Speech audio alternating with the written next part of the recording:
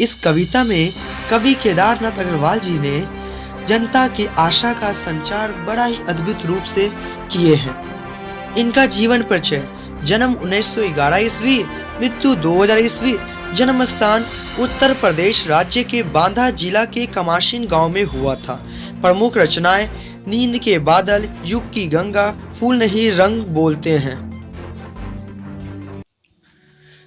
इसी जन्म में इसी जीवन में हमको तुमको मान मिलेगा, गीतों की खेती करने को पूरा हिंदुस्तान मिलेगा। इस पद का यह अर्थ है कि कवि आम जनता में आशा की स्फूर्ति जगाते हुए कहता है कि वह दिन दूर नहीं है जब जनता मान सम्मान के साथ जीवन व्यतीत करेगी, पूंजीपतियों का शोषण बंद होगा तथा लोग खुशी के गीत गाएंगे। क्लेश जहाँ है फूल खिलेगा, हमको तुमको त्राण मिलेगा, फूलों की खेती करने को पूरा हिंदुस्तान मिलेगा। कवि अग्रवाल जी कहते हैं कि दुख के बाद ही सुख के दिन आते हैं।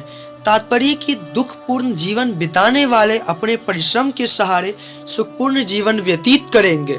उनमें जब चेतना आएगी तो उन्हें शोषक वर्गों के शोषण से मुक्ति मिल जाएगी, सर्वत्र खुशी के फूल खिल जाएंगे। अतः कवि के कहने का भाव यह है कि जैसे ही देश में एकता का भाव विकसित होगा, पूंजीपतियों, शोषकों, सुदखोरों का वर्चस्व खत्म होगा, जनता आजाद भारत में खुली सांस लेगी, सर्वत्र खुशहाली छा जाएगी। दीप बुझे हैं जिन आंखों के, इन आंखों को ज्ञान मिलेगा, विधा की खेती करने को पूरा हिंदुस्तान मिलेगा। कवि का कहना है कि जिन लोगों की आंखों के दीपक बुझे हुए हैं, अर्थात जिसमें चेतना का अभाव है, उनमें चेतना का संचार किया जाएगा ताकि वे अपने अधिकार के प्रति जागरूक हो सकेंगे। सबके लिए शिक्षा की समुचित व्यवस्था होगी, सभी पढ़ने लिखने में रुचि लेंगे। इस प्रकार जनता शिक्षा प्राप्त कर सुखमय जीवन बिताने लगेगी।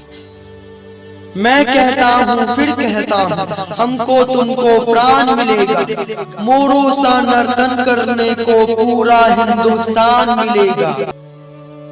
कवि आशा भरे शब्दों में कहता है कि आजाद हिंदुस्तान में सारी जनता को नया जीवन मिलेगा, क्योंकि समाजवादी व्यवस्था के कारण शोषक वर्गों का अंत हो जाएगा।